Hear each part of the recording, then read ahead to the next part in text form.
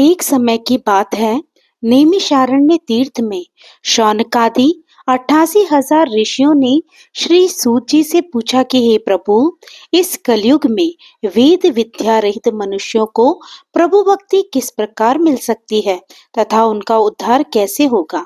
हे मुनि श्रेष्ठ, कोई ऐसा तप बताइए जिससे थोड़े समय में ही पुण्य मिले और मनोवांछित फल भी मिल जाए। इस प्रकार की कथा सुनने की हम इच्छा रखते हैं। सर्व शास्त्रों के ज्ञाता सूत जी बोले, हे वैष्णवों में पूज्य, आप सभी ने प्राणियों के हित की बात पूछी है, इसलिए मैं एक ऐसे श्रेष्ठ व्रत को आप लोगों को बताऊंगा जिसे नारद जी ने लक्ष्मी नारायण जी से पूछा था और लक्ष्मीपति ने मुनि श्रेष्ठ नारद जी से कहा था। आप सब इसे ध्यान पूर्वक सुनिए। एक समय की बात है, योगी राज नारद जी दूसरों के हित की इच्छा लिए अनेकों लोकों में घूमते हुए मृत्यु लोक में आ पहुंचे।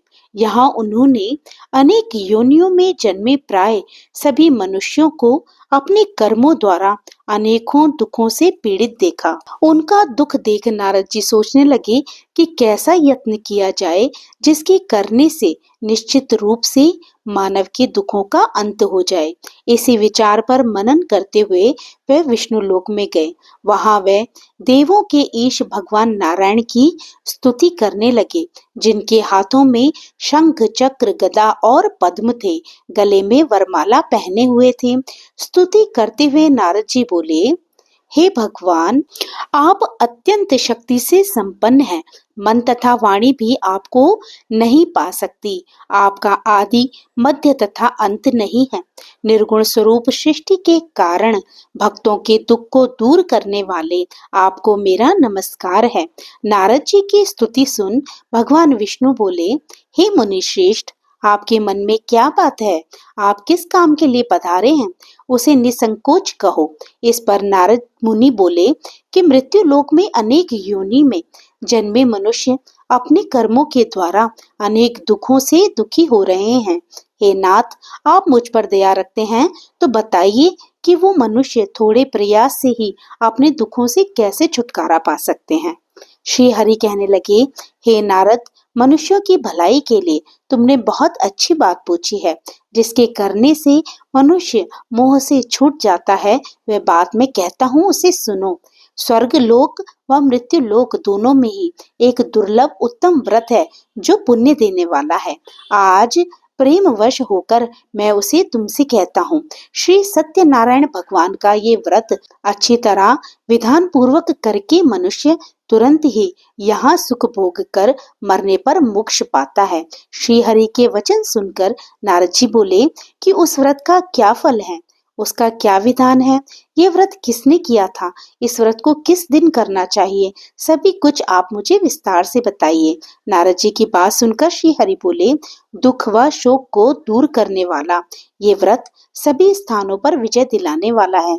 मानव को भक्ति व श्रद्धा के साथ शाम को श्री सत्यनारायण की पूजा धर्मपरायण होकर ब्राह्मणों व बंधुओं के साथ करनी चाहिए। भक्ति भाव से ही नैवेद्य केले का फल, घी, दूध और गेहूं का आटा समाया ले। गेहूं के स्थान पर साटे का आटा, शक्कर तथा गुड़ लेकर वह सभी भक्षण योग्य पदार्थों को मिलाकर भगवान का भोग लगाएं। ब्राह्मणों सहित बंधु बांधवों को भी भोजन कराएं। उसके बाद स्वयं भोजन करें। भजन कीर्तन के साथ भगवान की भक्ति में लीन हो जाएं। इस तरह से सत्यनारायण भगवान का ये व्रत करने पर मनुष्य की सारी इच्छाएं निश्चित रूप से पूरी होती हैं। इस कली काल अर्थात कलयुग में मृत्यु लोक में मोक्ष का यही एक सरल उपाय बताया गया है। तो यहाँ पर सत्यनारायण कथा का प्रथम अध्याय संपूर्ण हुआ। श्री सत्यनारायण व्रत कथा का दूसरा अध्याय। सूत जी बोले, हे ऋषियों, जिसने पहले समय में इस व्रत को किया था उसका इतिहास कहता हूँ, ध्यान से सुनो। सुंदर काशीपुरी नगरी में एक अत्यंत निर्धन ब्राह्मण रहता था। भूख प्यास से परेशान वह धरती पर घूमता रहता था। ब्राह्मणों से प्रेम करने वाले भगवान ने एक दिन ब्राह्मण का वेश धारण कर उसके पास जाकर पूछा, हे विप्र, नित्य दुखी होकर तुम पृथ्वी पर क्यों घूमते हो? दीन ब्राह्मण बोला, मैं निर्धन ब्राह्मण हूँ, भिक्षा के लिए धरती पर घूमता हूँ। हे भगवान, यदि आप इसका कोई उपाय जानते हो तो बताइए। वृद्ध ब्राह्मण कहता है कि सत्यनारायण भगवान मनोवांछित फल देने वाले हैं, इसलिए तुम उनका पूजन करो। इसे करने से मनुष्य सभी दुखों से मुक्त हो जाता है। वृद्ध ब्राह्मण बनकर आए सत्यनारायण भगवान उस निर्धन ब्राह्मण को व्रत का सारा विधान बताकर अंतर्ध्यान हो गए। ब्राह्मण मन ही मन सोचने लगा कि जिस व्रत को वृद्ध ब्राह्मण करने को कह गए हैं, मैं उसे जरूर करूंगा। ये निश्चय करने के बाद उसे रात में नींद नहीं आई। वह सवेरे उठकर सत्यनारायण भगवान के व्रत का निश्चय कर भिक्षा के लिए चला गया। उस दिन निर्धन ब्राह्मण को भिक्षा में बहुत सा धन मिला, जिससे उसने बंधु बांधवों के साथ मिलकर श्री सत्यनारायण भगवान का व्रत संपन्न किया। भगवान सत्यनारायण का व्रत संपन्न करने के बाद वह निर्धन ब्राह्मण सभी दुखों से छूट गया और अनेक प्रकार की संपत्तियों से युक्त हो गया। उसी समय से ये ब्राह्मण हर माह इस व्रत को करने लगा। इस तरह से सत्यनारायण भगवान के व्रत को जो मनुष्य करेगा, वे सभी प्रकार के पापों से छूटकर मोक्ष को प्राप्त होगा। जो मनुष्य इस व्रत को करेगा, वे सभी दुखों से मुक्त हो जाएगा। सूत जी बोले कि इस तरह से नारद जी से नारायण जी का कहा हुआ श्री सत्यनारायण व्रत को मैंने तुमसे कहा। हे विप्रों, मैं अब और क्या कहूँ। तो ऋषि बोले, हे मुनिवर, संसार में उस विप्र से सुनकर और किस किस ने इस व्रत को किया, हम सब इस बात को सुनना चाहते हैं। इसके लिए हमारे मन में श्रद्धा का भाव है। सूत जी बोले, हे मुनियों, जिस जिसने इस व्रत को किया वह सब सुनो। एक समय वही विप्र धन व ऐश्वर्य के अनुसार अपने बंधु बांधवों के साथ इस व्रत को करने को तैयार हुआ। उसी समय एक लकड़ी बेचने वाला बूढ़ा आदमी आया और लकड़ियां बाहर रखकर अंदर ब्राह्मण के घर में गया। प्यासे दुखी व लकड़हारा उनको व्रत करते देख विप्र को नमस्कार कर पूछने लगा कि आप क्या कर रहे हैं तथा इसे करने से क्या फल मिलता है, कृपया मुझे बताइए। ब्राह्मण ने कहा कि सब मनोकामनाओं को पूरा करने वाला ये सत्यनारायण भगवान का व्रत है। इसकी कृपा से ही मेरे घर में धन धान्य आदि की वृद्धि हुई है। विप्र से सत्यनारायण व्रत के बारे में जानकर लकड़हारा बहुत प्रसन्न हुआ। चरणामृत लेकर वह प्रसाद खाने के बाद अपने घर को चला गया। लकड़हारे ने अपने मन में संकल्प किया कि आज लकड़ी बेचने से जो धन मिलेगा, उसी से श्री सत्यनारायण भगवान का उत्तम व्रत करूंगा। मन में इस विचार को ले बूढ़ा आदमी सिर पर लकड़ियां रख उस नगर में बेचने गया जहां धनी लोग ज्यादा रहते थे। उस नगर में उसे अपनी लकड़ियों का दाम पहले से 4 गुना अधिक मिला।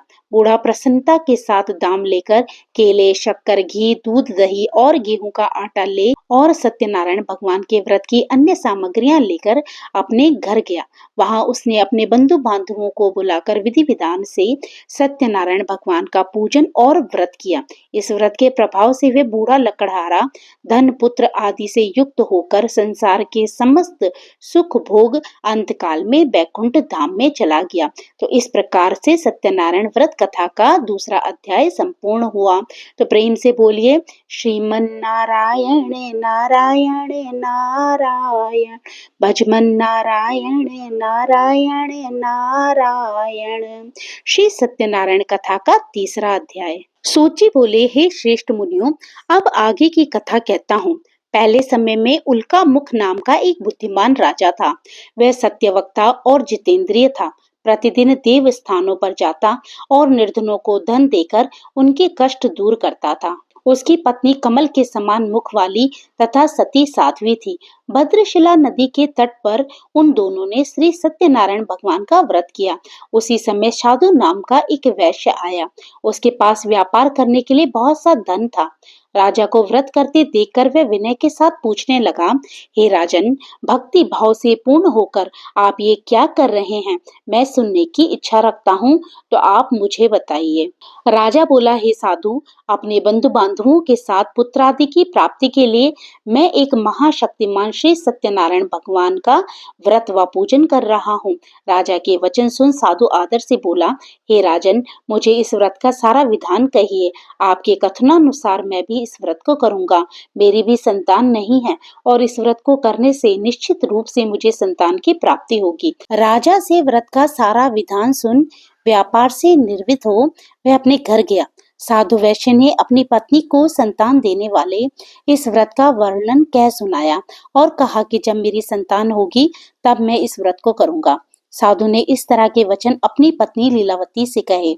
एक दिन लीलावती पति के साथ आनंदित हो सांसारिक धर्म में पर्वित होकर सत्यनारायण भगवान की कृपा से गर्भवती हो गई।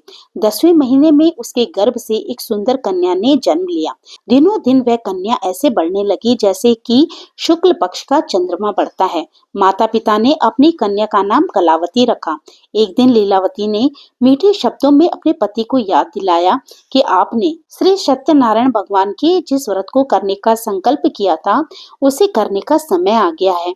आप इस व्रत को करिए। साधु बोला कि हे प्रिय, इस व्रत को मैं उसके विवाह पर करूंगा।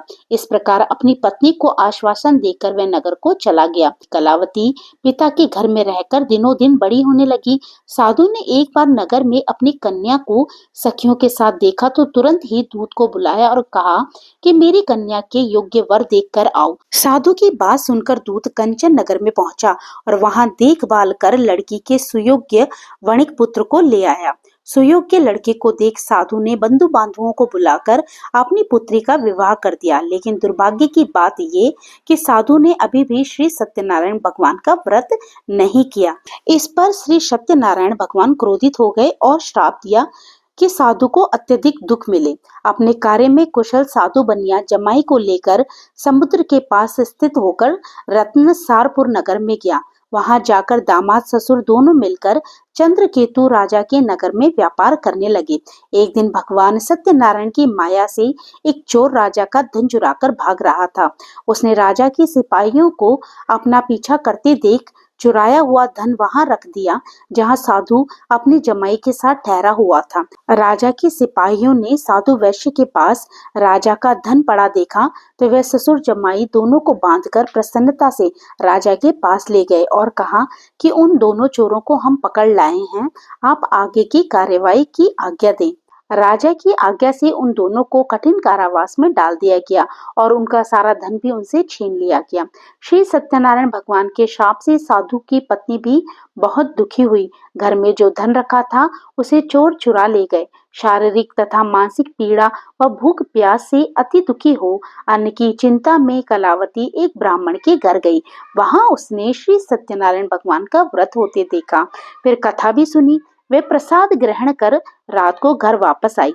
माता ने कलावती से पूछा कि हे पुत्री, अब तक तुम कहाँ थी? तेरे मन में क्या है? कलावती ने अपनी माता से कहा, हे माता, मैंने एक ब्राह्मण के घर में श्री सत्यनारायण भगवान का व्रत देखा है। कन्या के वचन सुनकर लीलावती को अपने पति द्वारा किए गए श्री सत्यनारायण व्रत के संकल्प की याद आई तो लीलावती भगवान के पूजन की तैयारी करने लगी। लीलावती ने परिवार व बंधुओं सहित सत्यनारायण भगवान का पूजन किया और उनसे वर मांगा कि मेरे पति तथा जमाई शीघ्र घर आ जाएं। साथ ही ये भी प्रार्थना की कि हम सबका अपराध क्षमा करें। श्री सत्यनारायण भगवान इस व्रत से संतुष्ट हो गए और राजा चंद्रकेतु को सपने में दर्शन देकर कहा कि हे राजन, तुम उन दोनों वैश्यों को छोड़ दो और तुमने उनका जो धन लिया है उसे वापस कर दो।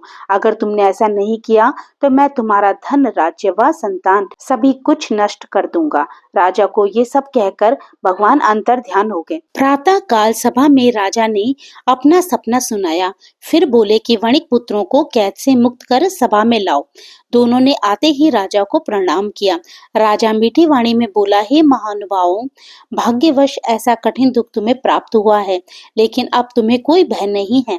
ऐसा कहकर राजा ने उन दोनों को नए वस्त्र आभूषण पहनाए और जितना धन लिया था उससे दुगना धन उनको वापस कर दिया। दोनों वैश्य अपने घर को चल दिए। यहाँ पर श्री सत्यनारायण व्रत कथा का 3रा अध्याय समाप्त हुआ। आप सुनिए श्री सत्यनारायण कथा का 4था अध्याय। सूची बोले, वैश्य ने मंगलाचार कर अपनी यात्रा आरंभ की और अपने नगर की ओर चल दिए।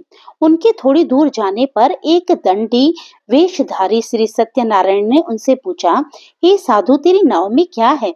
अभिमानी वणिक हंसता हुआ बोला, हे दंडी, आप क्यों पूछते हो? क्या धन लेने की इच्छा है? मेरी नाव में तो बेल व पत्ते भरे हुए हैं। वैश्य के कठोर वचन सुनकर भगवान बोले, तुम्हारा वचन सत्य हो। दंडी ऐसे वचन कह वहां से दूर चले गए। कुछ दूर जाकर समुद्र के किनारे बैठ गए। दंडी के जाने के बाद साधु वैश्य ने नित्य क्रिया के पश्चात नाव को ऊंची उठते देखकर अचंभा माना और नाव में बेल पत्ते आदि देख वह मूर्छित हो जमीन पर गिर गया। मूर्छा खुलने पर वह अत्यंत शोक में डूब गया। तब उसका दामाद बोला कि आप शोक न मनाएं, ये दंडी का शाप है, इसलिए हमें उनकी शरण में जाना चाहिए, तभी हमारी मनोकामना पूरी होगी। दामाद की बात सुनकर वह दंडी के पास पहुंचा और अत्यंत भक्ति भाव से नमस्कार करके बोला, मैंने आपसे जो असत्य वचन कहे थे उनके लिए मुझे क्षमा कर दें। ऐसा कहकर महान शोकाकुल हो वह रोने लगा। तब दंडी भगवान बोले, हे वणिक पुत्र, मेरी आज्ञा से बार बार तुम्हें दुख प्राप्त हुआ है, तुम मेरी पूजा से विमुख हुआ है। साधु बोला, हे भगवान, आपकी माया से ब्रह्मा आदि देवता भी आपके रूप को नहीं जानते, तब मैं अज्ञानी कैसे जान सकता हूँ? आप प्रसन्न होइए, अब मैं सामर्थ्य के अनुसार आपकी पूजा करूंगा, मेरी रक्षा करो और पहले के समान मेरी नौका में धन भर दो। साधु वैश्य के भक्ति पूर्वक वचन सुनकर भगवान प्रसन्न हो गए और उसकी इच्छा अनुसार वरदान देकर अंतर ध्यान हो गए। ससुर जमाई जब नाव पर आए तो नाव धन से भरी हुई थी।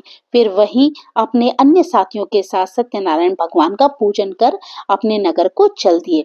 जब नगर के नजदीक पहुंचे तो दूत को घर पर खबर करने के लिए भेज दिया। दूत साधु की पत्नी को प्रणाम कर कहता है कि मालिक अपने दामाद सहित नगर के निकट आ गए हैं। दूत की बात सुन साधु की पत्नी लीलावती ने बड़े हर्ष के साथ सत्यनारायण भगवान का पूजन कर अपनी पुत्री कलावती से कहा कि मैं अपने पति के दर्शन को जाती हूँ, तू कार्य पूर्ण कर शीघ्र आ जा। माता के ऐसे वचन सुन कलावती जल्दी में प्रसाद छोड़कर अपने पति के पास चली गई। प्रसाद की अवज्ञा के कारण श्री सत्यनारायण भगवान रुष्ट हो गए और नाव सहित उसके पति को पानी में डुबो दिया। कलावती अपने पति को वहां न पाकर रोती हुई जमीन पर गिर गई। नौका को डूबा हुआ देख व कन्या को रोता देख साधु दुखी होकर बोला कि हे प्रभु, मुझसे तथा मेरे परिवार से जो भूल हुई हो उसे क्षमा करें। साधु के दीन वचन सुनकर श्री सत्यनारायण भगवान प्रसन्न हो गए और आकाशवाणी हुई, हे साधु, तेरी कन्या मेरे प्रसाद को छोड़कर आई है, इसलिए उसका पति अदृश्य हो गया है। यदि वे घर जाकर प्रसाद खाकर लौटती है तो इसे उसका पति अवश्य मिलेगा। ऐसी आकाशवाणी सुन कलावती घर पहुंचकर प्रसाद ग्रहण करती है और फिर आकर अपने पति के दर्शन करती है। उसके बाद साधु अपने बंधु बांधवों सहित श्री सत्यनारायण भगवान का विधि विधान से पूजन करता है तथा इस लोक में सुख भोग व अंत में स्वर्ग को जाता है। तो इस प्रकार यहाँ पर श्री सत्यनारायण व्रत कथा का चौथा अध्याय संपूर्ण हुआ। अब आप सुनिए श्री सत्यनारायण कथा का 5वां अध्याय। सोचे बोले, हे ऋषियों, मैं और भी एक कथा सुनाता हूँ, उसे भी ध्यान पूर्वक सुनो। प्रजापालन में लीन तुंगध्वज नाम का एक राजा था। उसने भी भगवान का प्रसाद त्याग कर बहुत बड़ा दुख प्राप्त किया। एक बार वन में जाकर वन्य पशुओं को मारकर वह बड़ के पेड़ के नीचे आया। वहां उसने ग्वालों को भक्ति भाव से अपने बंधुओं सहित सत्यनारायण भगवान का पूजन करते देखा। अभिमानवश राजा उन्हें देखकर भी पूजा स्थान में नहीं गया और ना ही उसने भगवान को नमस्कार किया। ग्वालों ने राजा को प्रसाद दिया, लेकिन उसने वे प्रसाद नहीं खाया और प्रसाद वहीं छोड़कर वह अपने नगर को चला गया। जब वह नगर पहुंचा तो वहां सब कुछ तहस नहस हुआ पाया, तो वह शीघ्र ही समझ गया कि ये सब भगवान ने ही किया है। वह दोबारा ग्वालों के पास पहुंचा और विधि पूर्वक पूजा करके प्रसाद खाया तो श्री सत्यनारायण भगवान की कृपा से सब कुछ पहले जैसा हो गया। दीर्घ काल तक सुख भोगने के बाद मरणोपरांत उसे स्वर्गलोक की प्राप्ति हुई। जो मनुष्य परम दुर्लभ इस व्रत को करेगा तो भगवान सत्यनारायण की अनुकंपा से उसे धन धान्य की प्राप्ति होगी। निर्धन धनी हो जाता है और भय मुक्त हो जीवन जीता है। संतानहीन मनुष्य को संतान सुख मिलता है और सारे मनोरथ पूर्ण होने पर मानव अंत काल में बैकुंठ धाम को जाता है। सूत जी बोले, जिन्होंने पहले इस व्रत को किया है, अब उनके दूसरे जन्म की कथा कहता हूँ। वृद्ध शतानंद ब्राह्मण ने सुदामा का जन्म लेकर मोक्ष की प्राप्ति की। लकड़हारे ने अगले जन्म में निषाद बनकर मोक्ष प्राप्त किया। उल्का मुख नाम का राजा दशरथ होकर बैकुंठ को गए। साधु नाम के वैश्य ने मोर ध्वज बनकर अपने पुत्र को आरे से चीरकर मोक्ष पाया। महाराज तुंग ध्वज ने स्वयंभू होकर भगवान में भक्ति युक्त हो कर्म कर मोक्ष पाया। तो यहाँ पर श्री सत्यनारायण भगवान की कथा समाप्त होती है। तो प्रेम से बोलिए श्री सत्यनारायण भगवान की जय हो। तो भक्तों, आशा करती हूँ आपने ये कथा अंत तक सुनी होगी और आपको ये कथा अच्छी लगी होगी। अगर आपको सत्यनारायण भगवान की कथा पसंद आई हो तो प्लीज मेरे चैनल को सब्सक्राइब करना मत भूलिएगा, ताकि इसी प्रकार की कथाओं को आप आगे भी सुन सकें। तो फिर प्रभु का नाम लेते रहिए और पुण्य के भागी बनते रहिए। जय श्री कृष्णा। राधे राधे।